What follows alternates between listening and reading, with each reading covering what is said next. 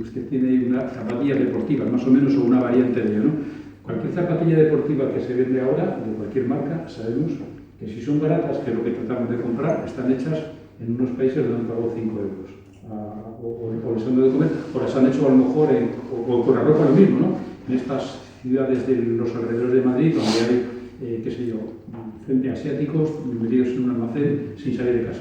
Y estamos pagando por eso. Los muebles que hemos comprado de IKEA, que me gustan mucho, que son muy baratos, están hechos con pues, la deslocalización que tiene la empresa, la multinacional IKEA, está fabricando donde le sale más barato y pagando sueldos de miseria. Ser coherentes, ¿qué significaría?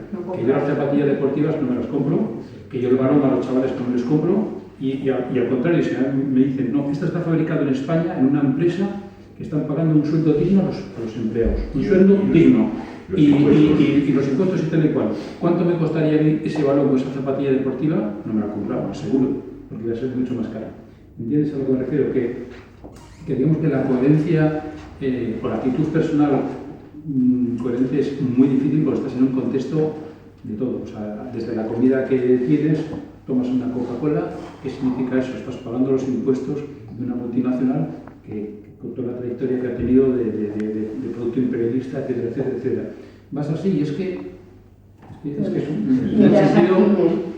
Lo que dices, yo también estoy de acuerdo, pero tú piensas en que todos no compraran a esos chinos. ¿Qué ocurre con esos chinos? No tienen posibilidad tampoco de mantenerse. Claro, pero si es que esto lleva a un terreno un poco más, todavía más salvaje, es lo que se dice la prostitución. Cuando se dice, por ejemplo, prohibir la prostitución o legalizarla. Cuando tú ves a una persona que está a punto de morirse, no me refiero ahora a estas que de alta prostitución que ganan, bueno, mucho más a lo mejor que un ingeniero y un profesor, pero estas chicas que están ahí maltratadas y dicen, yo o me muero de hambre o me prostituyo. ¿Yo qué hago? Pero si hay muchas que pues claro, eligen otro premio como un carpintero pues claro, pues y como un intelectual, porque ellas utilizan su cuerpo para salir adelante. Un escritor hace lo mismo, utiliza su cuerpo. Ahí sí que, por ejemplo, eso que tú estás diciendo, si boicoteáramos todos a Adidas o a Nike o a Nike, que me parece, o a estas empresas, no funcionarían. Pero también podríamos decir lo mismo, porque si los hombres boicoteáramos como hombres a las prostitutas, a lo mejor buscarían otro trabajo. Lo que pasa es que sabemos que la prostitución existe porque hay clientes, porque los clientes públicamente no reconocen que son clientes y que por eso está en la clandestinidad, ¿no? Pero si todos los hombres se pudiesen de acuerdo y dijeran no vamos con ninguna prostituta, se buscaría otro empleo, otro trabajo. La sociedad a lo mejor tendría que reaccionar, ¿no? Estoy absolutamente de acuerdo, claro. Un trabajo fácil para ellas, pero sale de las mismas virtudes fácil, que cualquier... Depende, fácil, pero en fin.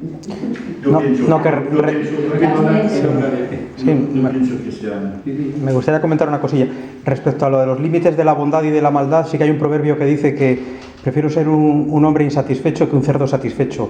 Y en líneas generales, la mayoría de las personas conocemos que si hemos sufrido porque tenemos ese conato de alma que más o menos con cierta contradicción o cierta incapacidad de poder ser coherente, porque en mayúsculas, en toda la extensión de la palabra coherencia, lo queremos ser de manera progresiva, pero lo cierto es que si hemos sufrido en esta vida es precisamente porque tenemos ese alma sensible, en líneas generales, ¿no? Y todos conocemos los casos de cómo realmente la corrupción de las personas que la están llevando a tales límites, y no me voy a meter en política, pues somos conscientes de que no son conscientes ellos mismos de hasta qué extremo están generando un problema por llevarlo a ese nivel, sobre todo a nivel de corrupción económica, y en ese sentido, pues desde luego, yo creo que tenemos que apelar a la bondad y a la progresión de la bondad en nosotros, ¿no? Y por más que nos haga daño, nos haga sufrir. Había un poeta que se llamaba von Kleist, que bien, me acuerdo cuando, yo he leído muy poca poesía, sinceramente, pero me acuerdo que leí una autobiografía de un poeta romántico alemán que se llamaba von Kleist en la Ribera de Suances cuando estaba de socorrista,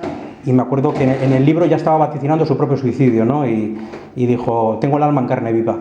Y tenía el alma en carne viva por algo, ¿no? Entonces llega un momento en que cuando una persona no es capaz de comprender tanto sufrimiento, como le ha pasado, yo qué sé, a otros grandes intelectuales que no son capaces de asumir tanto sufrimiento psicológico, pues en líneas generales las personas artistas, creativas, ponen fin a su vida, cosa que a mí no me parece. Hace poco ha muerto, por ejemplo, también se ha quitado la vida Kate Emerson, un pianista estupendo del grupo Emerson Lake Palmer, simplemente porque no podía ser capaz de tocar el piano con el virtuosismo del que era habitual. No, y digo yo, Dios mío, pero tú no te das cuenta hasta qué punto nosotros no hubiéramos querido que te quitaras la vida en absoluto, que lo que queríamos era disfrutar de tus músicas, y si tú no eres capaz de poner las manos a tu propio virtuosismo, lo puede poner tu hijo, tu sobrino, cualquier otro pianista al que tú le pongas el espíritu que supiste poner a tus composiciones, ¿me entiendes? Pero un mal momento y se nos va la vida, un mal momento y se nos va todo por encima, ¿no? Como Stephen Zweig, que se quitó la vida con su propia mujer, precisamente porque no supo ver el declive de Europa entera por tener que irse desarraigado a Sudamérica, ¿no? Siempre la bondad, aunque nos cueste caro, está claro, y no creo que ninguno de aquí admiremos a la gente que realmente pues va atronando por la vida como Atila, ¿no? Yo creo que la bondad está ahí y es algo palpable. Lo que pasa es que el problema son los medios. ¿Cómo comunicas tú esa bondad? ¿Qué pasa con los niños ahogados en el Mediterráneo? Te vas en el alma, pero ¿qué haces? Lo miras por televisión, estás una semana que no puedes y lo te olvidas. Es que no tenemos medios no hemos creado nosotros medios para canalizar esa un poco bondad, entre comillas, que podría ser algo mucho más amplio, ¿no? De espectro.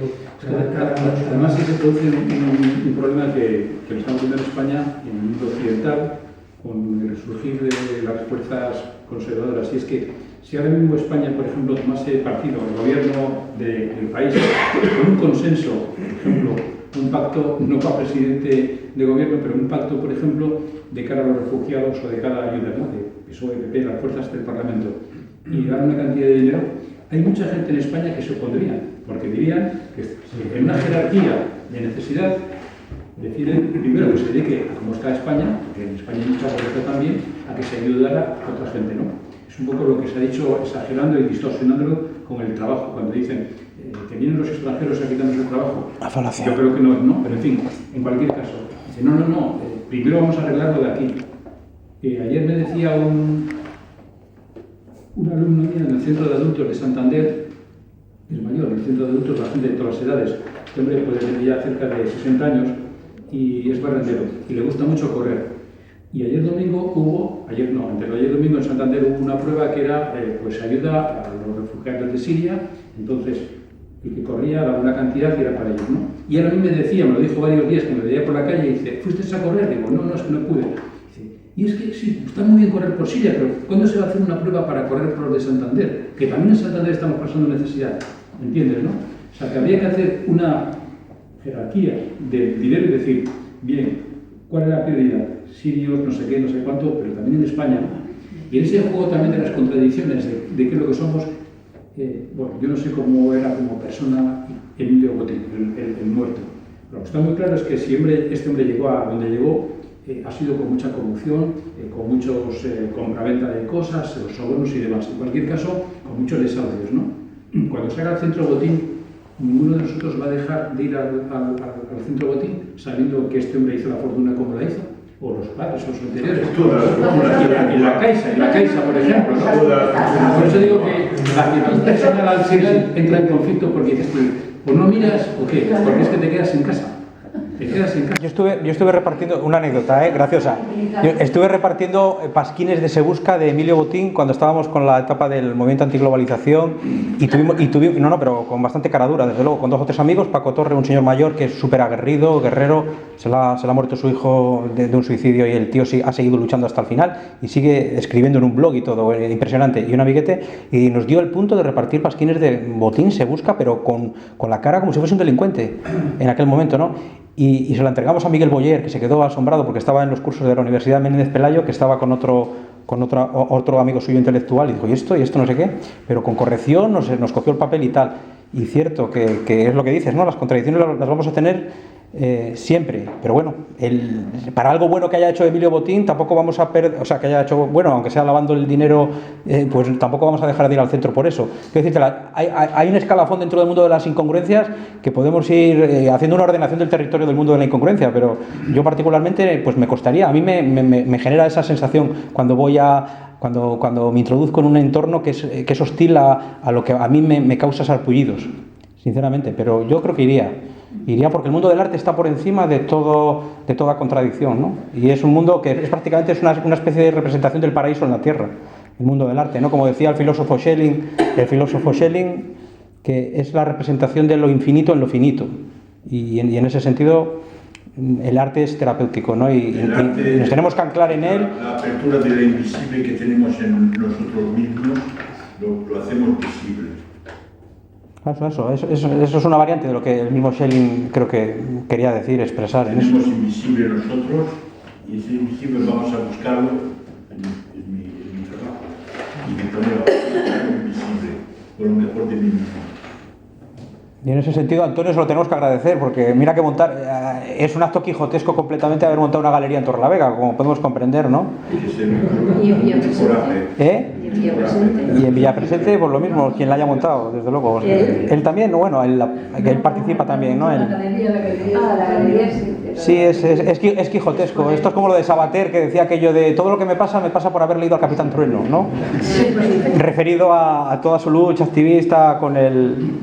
Es un poco eso. A mí lo que me llama mucho la atención es, por ejemplo, de estos personajes, por decir, que hemos visto hoy, por ejemplo, Albert Camus, y tanto como Jean-François Mattei y tú mismo, lo que me llama la atención de los tres personalidades que hemos estado analizando hoy aquí, es en eso común que tenéis, por ejemplo, los tres con el tema de Argelia, los tres. ¿Cómo te marcó a ti? A mí me llama mucho la atención tanto la biografía de Albert Camus, tanto en Mattei, que coincidís los tres en el paso por Argelia. Está nacido en Argelia, eso también. Por eso te digo, los tres coincidís. ¿A ti cómo te marcó esa estancia en Argelia en tu pintura? Es muy fácil de explicar. Francia ha sido un gran país de colonias y siempre ha mandado a los presos quien ha querido en las colonias, que sea en Argelia, que sea en Luisiana, que sea en Canadá, que sea en India, que sea donde sea. Lo que ha pasado es que después los ha dejado como mierdas. Los ingleses han venido después, o los americanos, o los árabes, y todo el trabajo que han hecho esa gente que venían de Francia con una cosa más que no tienen los franceses, que es el poder del inmigrante. El poder del inmigrante es una fuerza que no está en la gente que está autóctona. Es una gente que va a la aventura y que está por cojones, perdone obligado o de hacer una casa, o de hacer a comer, o de morir ahí. Y esa fuerza es una fuerza que no tiene precio, es una fuerza que no tiene precio. Es la misma fuerza que ha hecho América, es la misma fuerza que ha hecho muchos sitios en el mundo, con esa fuerza de esa gente que viene. Y esa gente siempre es progresista en el buen sentido de la palabra. O sea, que deja muchos tabús, muchas cosas que son viejas, muchas formas de ser que son bastante autoritarias, absolutistas, con certidumbres, y ellos se ponen frente a frente con el cotidiano que es comer, no morir, porque había en Argelia los leones que venían a comerte el culo hace poco tiempo, no había agua, no había eso. Argelia, yo voy a hablar de Argelia o Túnez o Marruecos, no sé si os va a interesar, pero tengo que decirlo.